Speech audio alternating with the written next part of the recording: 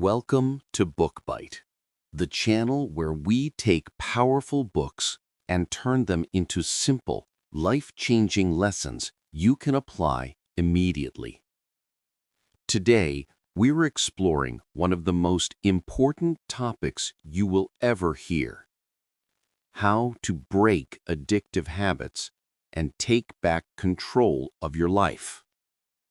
Addiction affects almost everyone in one way or another. For some people, it's smoking, drinking, drugs, gambling, pornography, shopping, scrolling endlessly on social media, or even emotional patterns they can't escape.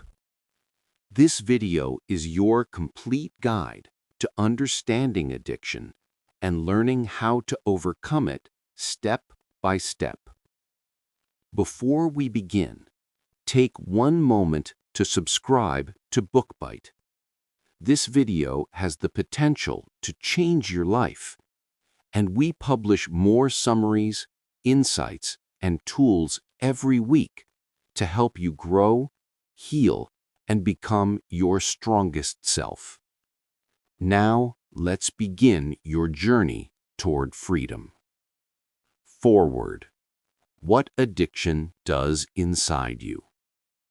Let's start with what addiction truly is.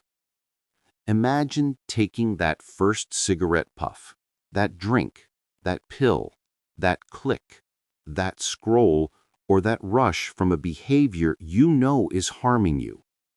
In seconds, powerful chemicals flood your brain, creating a sense of pleasure, escape, comfort, or relief. The brain doesn't care whether the addiction is legal, harmless looking, or socially acceptable.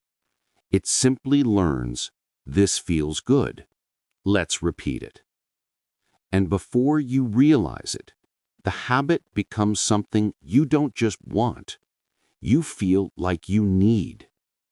Addiction reshapes your brain's chemistry. Your brain literally rewires itself to crave the behavior. But here's the truth the book wants you to understand. Addiction doesn't mean you're weak, broken, or bad. It means you've been human, and now you need tools to take your life back. That's exactly what the next chapters will give you. Book 1. Understanding addiction. You cannot fight what you don't understand. Addiction comes in two major forms, and knowing which one affects you makes recovery much easier. 1. Physical addiction. This happens when your body becomes used to a substance. You experience tolerance, needing more to feel the same effect, and withdrawal, feeling sick, anxious, or desperate when you stop. If you've ever heard someone say, "I just need one more, I can't function without it," this is what they're experiencing. 2. Psychological addiction. This one is even more common. It's when you turn to a habit or substance to escape stress, loneliness, boredom, sadness, anger, trauma. These addictions don't always come with physical withdrawal, but emotionally they can feel even harder to quit. People often switch addictions because the real cause is emotional pain, not the substance itself. The key takeaway? Addiction is a conditioned response, not a character flaw. And conditioned responses can be unlearned. Book 2. Acknowledge the addiction. Nothing changes until you confront the truth. For many people, acknowledging the addiction is the hardest moment of their entire journey. It means admitting, this has taken control of me. I can't keep pretending. I need to change. This moment is painful, but it's also powerful. When you admit the addiction, you take the first step toward taking your life back. It's like turning on a light in a dark room. Suddenly, you can see the path forward. You are not blaming yourself. You are not shaming yourself. You are simply telling the truth so you can grow beyond it. This is where your recovery truly begins. Book 3. Be rational and stop denial. Denial is the shield that protects addiction. Think about it. If you truly admitted how bad things were, you'd feel forced to change, and that scares the addicted mind. So denial says things like, "It's not a big deal. I can stop any time. Everyone does this. I'm under control." But denial is not protection. It's a trap. Addiction thrives when you avoid reality. It grows stronger when you pretend everything is fine. Here's the important part. Even when you deny the addiction on the surface, a small voice inside you still knows the truth. That quiet voice, your rational mind, is your way out. Recovery begins when you start listening to that voice more than the voice of denial. Book 4. Build coping skills. If you simply stop the addictive behavior without changing your life, the addiction will eventually return. Why? Because recovery is not about removing the habit. It's about removing the need for the habit.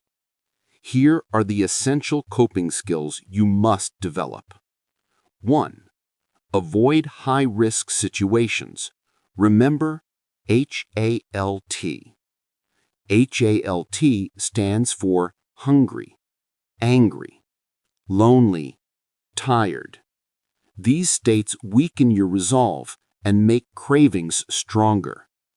When you are stressed, exhausted, or emotionally overwhelmed, your brain seeks immediate comfort, and that's when old habits attack. By taking better care of yourself, you reduce the moments when cravings are strongest. 2. Develop new relaxation methods. Many addictions start because people don't know how to relax or manage stress. Instead of harmful escapes, build healthy ones. Meditation, breathing exercises, nature walks, listening to calming music, warm showers, stretching, journaling, reading. Relaxation is not optional. It's a requirement for recovery. 3. Practice honesty. Addiction teaches you to lie, not just to others, but to yourself. Recovery demands honesty. I'm struggling today. I need help. I can't do this alone. Honesty brings clarity. Clarity brings strength. Every time you choose honesty, the addiction loses power. Book 5. Identify your triggers. Triggers are emotional, mental, or environmental signals that push you toward the addictive behavior. Think of triggers as small sparks. If ignored, they can turn into a fire. Common situational triggers. Bars, clubs, or places associated with use. Old friends who encourage negative habits. Late-night boredom. Being alone with a device. Unsupervised access to money. Certain dates or memories. Common emotional triggers. Stress, depression, loneliness, anxiety, anger, sadness, feeling overwhelmed, feeling bored, unresolved grief. To stop the addiction, you must study your own patterns. Ask yourself, what happens right before I slip? What emotion am I trying to avoid? What situations weaken my discipline? Once you know your triggers, You can plan ahead and replace old reactions with healthier ones. Chapter 6. Transform your lifestyle. Addictions survive in the same environment they were created in. To beat them, you must create a life where addiction cannot grow. Here's how. 1. Improve your diet. A healthy diet supports a healthy brain. When your brain gets the nutrients it needs, you experience better mood, fewer cravings, more energy, clearer thinking. Foods rich in omega-3s, vegetables, whole grains, and fruits stabilize your mental and emotional state. 2. Prioritize sleep. Lack of sleep increases irritability, stress, impulsiveness, cravings, emotional instability. When you sleep well, everything becomes easier. Decision-making, self-control, and emotional resilience. 3. Manage stress. Stress is a top trigger for relapse. Without stress management tools, recovery becomes a battle. Practice meditation, stretching, mindfulness, journaling, talking to someone you trust, slow breathing exercises, gratitude lists. Small practices have powerful effects. 4. Exercise regularly.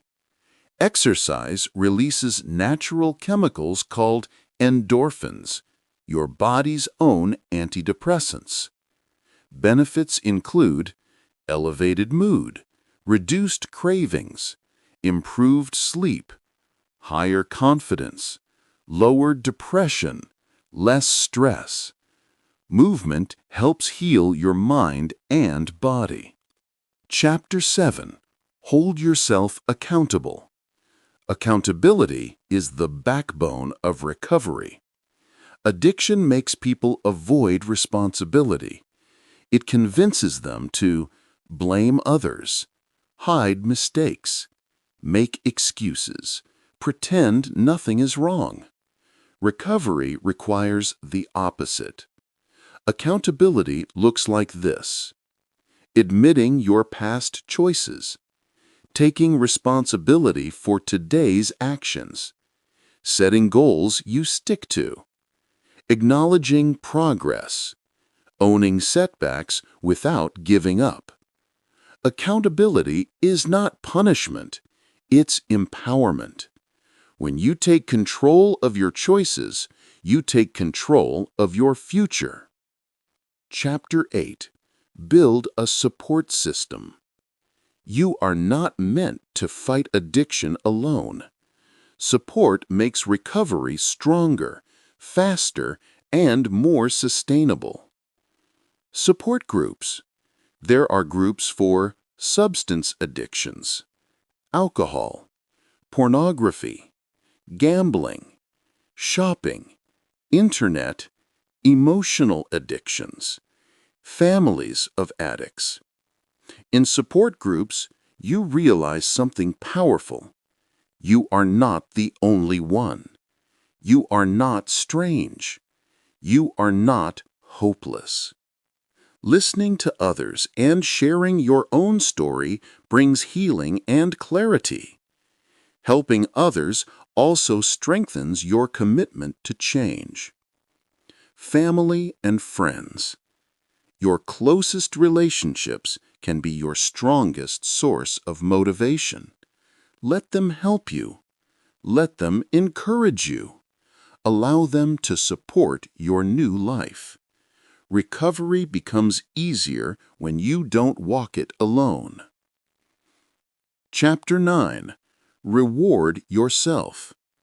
Humans respond to reward, and recovery is no different. When you make progress, even small progress, reward yourself.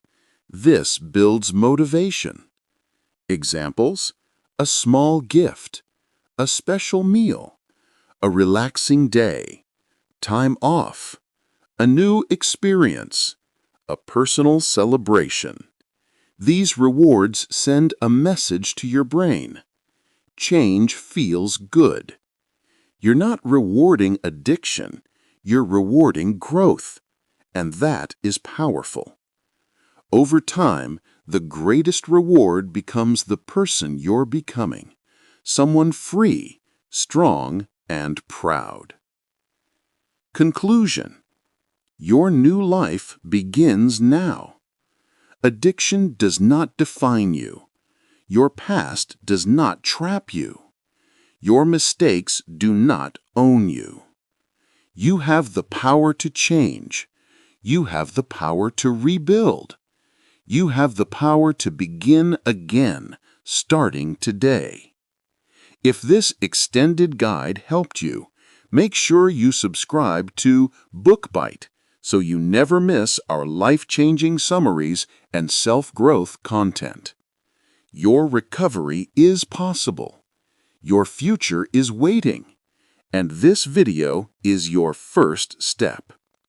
Thank you for listening. And remember, you are stronger than your habits.